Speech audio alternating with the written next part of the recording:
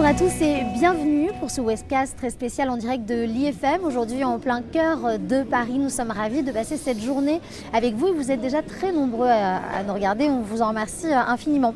Aujourd'hui à mes côtés, bonjour Thibaut de Balmont, bonjour. Vous êtes le responsable trade marketing chez Bayer à la division Consumer Health. Pour commencer Thibaut, Bayer. Alors cette division Bayer, en fait cette division Consumer Health, donc on parle d'un laboratoire, on se positionne vraiment dans le bien-être au quotidien des personnes, au travers par exemple des catégories pour de la phytothérapie, pour la dermatologie, la gastro, tous les multivitamines pour la forme, le sommeil. Laboratoire issu vraiment d'une culture vraiment médicale, si je pouvais dire de prescription médicale. On a aussi beaucoup de médecins qui nous prescrivent et puis de plus en plus qui s'orientent vers la pharmacie parce que de l'automédication. Donc on ferait maintenant, notre stratégie est vraiment de développer l'automédication en pharmacie et parapharmacie. Donc on travaille sur ces deux channels, pharmacie, parapharmacie. Par ailleurs, comment est-ce que vous organisez tout cela avec toutes ces marques, etc. pour pouvoir visiter les pharmacies, parce qu'elles sont nombreuses? Alors exactement, ouais. Donc on a beaucoup de clients, on parle de 22 000 pharmacies en France. Donc comme je le disais, oui, on a mis en place des forces de vente, mais comme je dis, on venait de la prescription. Donc on vient plutôt d'une culture de visiteurs médicaux, visiteurs hospitaliers, qui sont peu à peu passés en officine pour devenir des conseillers, formateurs, merchandising, et qui est vraiment notre bras armé pour activer tout ce qui est sell-out en point de vente. Donc pour faire de la formation, aider le conseil au comptoir et du merchandising. Donc aujourd'hui, c'est 150 personnes qui peuvent visiter une grande partie des pharmacies. Après, c'est très hétérogène, 22 000 pharmacies. On ne va pas toutes les visiter, on n'en visite qu'une partie parce qu'elles ont toutes des potentiels et des poids très différents. Oui, bien sûr. C'est l'enjeu principal pour une entreprise comme Bayer de bien s'inscrire, de bien s'ancrer dans cet environnement? Oui, parce que, comme je disais, l'avenir aujourd'hui, c'est l'automédication. On le voit aussi en France avec ce qui se passe, tout ce qui est prescription est quand même en diminution. Donc on est plutôt sur l'automédication, donc sur ce point de vente, à essayer de travailler avec le pharmacien sur son point de vente. Oui, c'est vraiment un enjeu pour nous. Et vous cherchez à adopter des codes merchandising de la vente en grande distribution? On a aussi un point de vente, donc on s'occupe bien entendu des mêmes leviers points de vente que dans le mass market. On fait de la promotion, on fait du merchandising, donc non, on joue avec les mêmes armes que le mass market. On doit connaître nos clients, on doit connaître leur typologie, on va prioriser nos clients. Ils ont des tailles différentes, petits, moyens, grands. Ce qu'on va faire en grande distribution avec des HM, SM, SM-, Proxy, on fait un peu la même chose on est sur cette même segmentation client. Donc je dirais oui pour le merchandising, c'est pareil. Mais on est dans de la pharmacie, on est dans du médicament, donc on imagine vraiment que la marge de manœuvre, elle est un petit peu plus restreinte qu'en grande distribution. Exactement. Nous, il y a un vrai poids réglementaire. Bien sûr. Parce qu'on n'a pas que des statuts compléments alimentaires ou food qu'on va par exemple trouver en grande conso. On a ce statut médicament spécifique à ce canal de la pharmacie et qui ne peut être vendu qu'en pharmacie. Historiquement, ces médicaments en plus ne sont vendus que derrière le comptoir. Donc là, vous me direz pourquoi faire du merchandising? Ces produits sont vendus derrière le comptoir. Exactement, excellente question. Mais pas que. En fait, aujourd'hui, on a quand même des médicaments que le consommateur, en allant dans une officine, pourra retrouver devant le comptoir, dans des espaces très précis qu'on appelle le libre accès. C'est à proximité du comptoir. Et là, le pharmacien peut exposer environ 600 médicaments autorisés dans cet espace libre accès. Donc déjà, les médicaments peuvent être concrètement devant de temps en temps. Et puis surtout, on a un énorme espace libre-service à l'identique de la grande conso, où dedans on va retrouver toutes les catégories, peut-être que vous utilisez, cosmétiques, hygiène, maman-bébé, qui peuvent être exposées devant le comptoir. Donc là, on a vraiment les mêmes leviers merchandising que la grande conso, aucun souci. Mais est-ce que c'est pas un peu antinomique d'avoir ces deux casquettes, celle forcément du commerce et de la santé? On a parfois l'impression que l'un ne va pas avec l'autre. Certains pharmaciens, oui, se disent ça aussi. Pour ma part, non, ce n'est pas du tout antinomique. Parce qu'effectivement, le pharmacien est un professionnel de santé avec une forte culture médicale, une formation médicale. On le voit bien avec sa blouse blanche. C'est quelqu'un qui a vraiment cette posture de professionnel de santé. Par contre, il a aussi un espace de vente, donc c'est aussi un commerçant, il a des produits exposés devant le comptoir, il essaye aussi d'avoir une rentabilité sur son officine, donc c'est aussi un commerçant. Et il a tout à fait intérêt vu que le marché change. Voilà. Et puis il faut que l'officine existent, survivent. Donc pour ça, il faut aussi vendre, on imagine. Donc oui, tout à fait. Surtout que les contextes sont... Et il y a une forte évolution de la législation en pharmacie qui fait que la rentabilité aujourd'hui, il faut la chercher et elle se retrouve beaucoup sur ces produits d'automédication qu'on va pouvoir mettre devant le comptoir. Donc oui, le commerçant doit vivre son métier aussi de commerçant. Alors certains profils de pharmaciens l'ont très bien compris et arrivent à bien vivre avec cette double casquette professionnelle de santé, mais en même temps commerçant.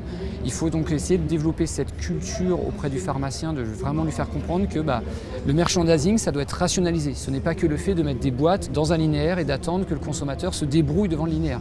Donc aujourd'hui, c'est vraiment un enjeu de rationaliser le merchandising, de professionnaliser les leviers, points de vente, que le pharmacien se les approprie et le travaille comme tel. Et justement, c'est bien que vous en parliez, Thibaut de Ballon, les leviers points de vente, il y en a deux leviers principaux.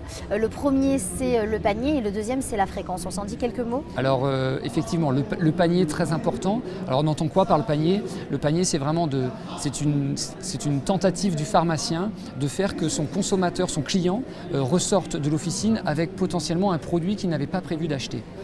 Pour développer du panier, il y a vraiment deux axes clés. La mixité d'achat.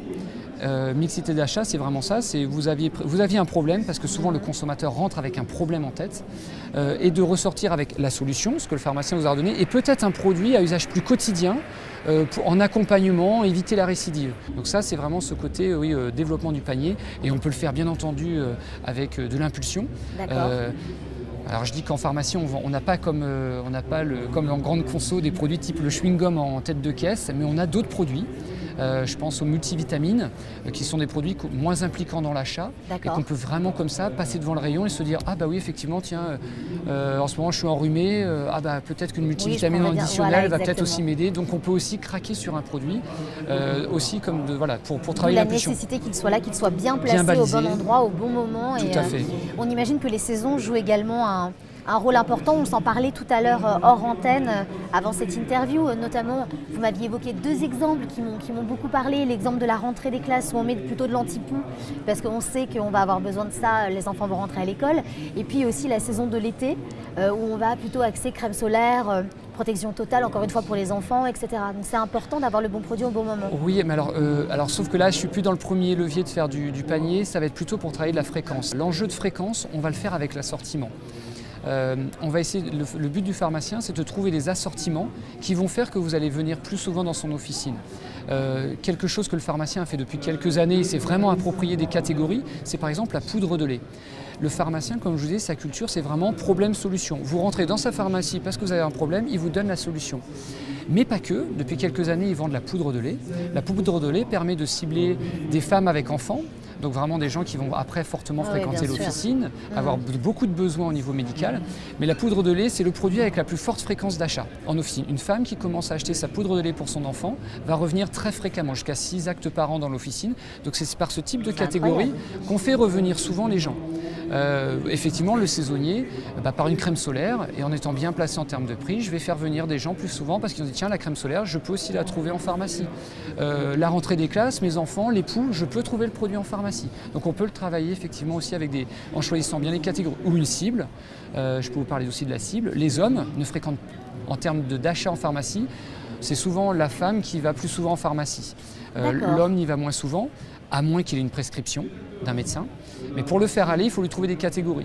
Le pharmacien s'est lancé aujourd'hui par exemple des produits de musculation, développement de la musculature, plutôt ciblé homme. Il y a des produits cosmétiques pour l'homme et justement là on peut cibler une cible très particulière. Donc oui, vraiment pour résumer, le pharmacien, le panier, il va pouvoir vraiment aujourd'hui le travailler par le merch, par le conseil avec des associations de produits. Et puis oui, la fréquence par le choix du bon assortiment au bon moment pour essayer de faire venir des cibles ou des personnes qui ne viennent pas très fréquemment dans son officine. On comprend aussi que tout repose sur des recommandations, les recommandations des CFM à destination des pharmacies justement. Alors comment est-ce que vous les construisez ces recommandations? Alors oui, parce que pour faire le merch, effectivement, c'est clé d'avoir des recommandations merch de la part de nos CFM. Pour les construire, je pense qu'on est pareil que dans le mass market. Tout part de la data. Il faut des données marché, il faut des chiffres en fait, il faut du rationnel. Sur cette base de rationnel chiffré, de quanti, d'études conso par exemple, et alors après on va pouvoir commencer à dessiner des enjeux, des approches catégorielles. On va avoir besoin de base images produits pour pouvoir développer des planogrammes. On va avoir besoin d'un logiciel pour développer ces planogrammes. On va avoir besoin de former une force de vente, de donner des outils digitaux, ergonomiques à une force de vente, et puis de tracking et de KPIs que je vais suivre pour voir la performance de ce qu'on fait. Donc oui, c'est vraiment tout un process en continu. Je me permets, Thibaut Devallon, de revenir sur le premier point. Pourquoi la data ? Pourquoi la data ? C'est ce qui va donner la robustesse d'une approche. Aujourd'hui, c'est plus on a de data, plus elle est macro, plus j'aurai une approche consolidée, robuste et qui va aussi convaincre dans la vente le pharmacien. Vous avez opté pour une offre très particulière de Planorama, PlanoCheck. Tout à fait. Pour vous, c'était incontournable. C'était indispensable en fait aujourd'hui d'avoir cette solution parce que effectivement, une fois qu'on a eu de la data pour faire une reco, c'est bien, mais ça reste au siège. Et en fait, PlanoCheck, c'était vraiment la solution pour aussi voir ce qui se passe dans le point de vente. C'est un outil formidable de tracking objectif qui recouvre vraiment toutes les catégories. Et pour se constituer, entre autres, on verra, mais ça permet à la fois de se constituer de la base image, parce que, comme on dit, pour faire des planos, il faut des images. Et pour avoir les images, il faut savoir déjà les nouveaux produits quand est-ce qu'ils arrivent. Donc PlanoCheck a cette puissance de détecter des produits et aussi, on va dire, de traquer ce qu'on fait. Ce que je disais à la fin, c'est les trackings. C'est l'outil par excellence de tracking. Voilà, c'est vraiment un outil de détection et de tracking. Justement, les bénéfices associés à cette détection des nouveaux produits, pour vous, c'était capital? Pour nous, c'était capital parce qu'avant, c'était quelque chose qu'on faisait à la main. Qu'on faisait manuellement. On faisait nous-mêmes du store check où c'était nos commerciaux qui nous alertaient qu'il y avait des produits qui apparaissaient. Donc là, on allait creuser pour comprendre le produit. Là, aujourd'hui, c'est tout automatisé, tout digitalisé. Le flux, la connexion entre les systèmes est automatisée. Cette prise de photos, cette reconnaissance d'images permet de reconnaître nos produits, mais aussi d'alerter si un produit n'est pas connu, pour donc l'intégrer très rapidement dans le système de base image et donc dans le futur faire un nouveau planogramme intégrant ce nouveau produit. On a vraiment beaucoup d'innovations qui arrivent en pharmacie, le flux est très conséquent, perpétuel. Donc aujourd'hui, oui, ça nous a permis de détecter de façon automatique et de vraiment automatiser tout le process pour être détection, intégration dans nos systèmes. Et comment vous faisiez avant PlanoCheck alors? Comment on faisait? Déjà d'une, on ne faisait pas tout ça et c'était pas possible. C'était à la main et c'était pas très robuste et les données mettaient beaucoup de temps à arriver. Une innovation avant qu'on la détecte et qu'on la réintègre dans une base d'image, ça prenait du temps et on en ratait certainement qu'on devait en rater. Et puis aujourd'hui, la solution, elle est aussi sur votre plateforme. Alors effectivement, oui. Parce que oui, PlanoCheck à la base nous permet cet énorme bénéfice, mais ne nous permet pas que ça. Le PlanoCheck, c'est aussi un outil, nous, de tracking d'activité de force de vente. Donc ça veut dire que oui, on a dû l'intégrer. Je vois que votre iPad, dans l'iPad de nos CFM. Il y a des questions d'ailleurs qui arrivent pour vous. Très bien. On va voir ça après. On a dû l'intégrer dans l'iPad. Aujourd'hui, ils ont un CRM, une application. On ne voulait pas que ça vive encore un truc à côté où lorsque je suis dans mon déroulé de visite, je dois sortir de l'application et puis aller ouvrir une Xème application, faire ma photo et retourner dans mon CRM pour faire ma vente. Donc ça a été un travail avec Planorama pour intégrer et fusionner tout ça. C'est complètement, ça ne se voit pas. Le commercial, le CFM, dans sa visite, ne sent même pas qu'il passe d'une application à l'autre. Tout ça est bien intégré. Donc par contre, cela nécessite un énorme travail en amont d'IT. Ça ne se fait pas comme ça. J'avoue que j'étais assez inquiet à la base, de me dire oula, est-ce qu'on va vraiment arriver à fusionner ça, ces deux systèmes? Mais en fait, l'IT, au bout de 2-3 mois, on part du test, on arrive à intégrer tout ça et à faire que ça ne se voit pas et ça marche aujourd'hui très bien et c'est hyper fiable. Voilà. Alors comme je vous l'ai dit Thibaut il y a quelques petites minutes, vous pouvez interagir, réagir à cette interview en direct en nous envoyant quelques questions. Il y a Hervé justement qui vous a envoyé une question tout à l'heure qui se demande comment vous avez déployé cette solution PlanoCheck en interne. On a déjà fait un test. Donc pour ça, on a pris un groupe de CFM, une dizaine de CFM, qu'on a intégré tout de suite dès l'amont dans ce projet-là. On les a formés, on leur a expliqué l'enjeu et en fait, pendant un certain temps, ils ont à la fois gardé l'ancienne méthode de déclaration à la main, donc vraiment du déclaratif manuel du nombre de facings, et puis intégré cette solution. Donc dans le même visite, ils faisaient les deux solutions, la photo et la déclaration manuelle. Ce qui nous avait permis de confronter la robustesse des données et de voir aussi la fiabilité du système. Alors c'était très intéressant parce que nos commerciaux pensaient faire des déclarations objectives et ne pas se tromper, mais en fait on ne trouvait pas toujours les mêmes résultats dans Plano. Et en fait Plano ne se trompait pas, c'est juste que même en voulant bien faire, Eh ben, L'humain, l'humain, encore de l'erreur. Bah oui. exactement, on peut Parce faire qu'on dire. est humain après tout. Exactement. Donc, ça nous a permis en tout cas déjà de démontrer que c'était fiable, mais surtout sur ces 10 IFM qui ont pu témoigner après pour le présenter lors d'un séminaire à tous nos autres commerciaux, de leur dire ce système il est super fiable, il est ergonomique en plus parce qu'on gagne du temps plutôt que de déclarer à la main. Donc en déroulé de visite on gagne beaucoup d'efficience aussi en déroulé de visite, mais surtout ils se sont appropriés, donc ils ont pu témoigner pour nous auprès des autres commerciaux pour revendre la solution en interne. Donc plutôt ravis en fait. Plutôt ravis via le test et Ouais, le bien témoignage sûr. après de nos CFM. Ouais. Alors on a Jean-Marc cette fois qui nous demande comment vous avez formé à l'utilisation de PlanoCheck. On a été aidé par Panorama, parce que comme j'ai dit, après on a déployé ça dans un séminaire en interne, mais Panorama en fait, on a eu la chance que quelqu'un avait travaillé aussi sur d'autres pays et sur d'autres déploiements et a pu nous constituer comme ça un book pour nous aider lors du séminaire à déployer tout ceci par des cas. On avait des études de cas, quel comportement, que devez-vous faire, que devez-vous arrêter de faire et maintenant voilà, de ne plus faire, comment prendre une bonne photo. Donc oui, on a vraiment été accompagné pour ça par Panorama avec un guide de déploiement, des bonnes pratiques pour intégrer cette solution dans notre CRM. Merci beaucoup Thibaut Debellon, nous sommes en direct comme vous pouvez peut-être l'entendre. Merci beaucoup. de l'IFM pour cette journée spéciale. Merci beaucoup de nous avoir suivis. Merci encore. Vous m'avez appris plein de choses. Ah c'est bien, je suis ravie. ravie. De même. Je rappelle pour ceux qui arriveraient en cours de route que vous êtes le responsable trade marketing chez Bayer à la division Consumer Health. Et ça a été un plaisir de passer ce moment avec vous. Partagez. Merci beaucoup. Allez,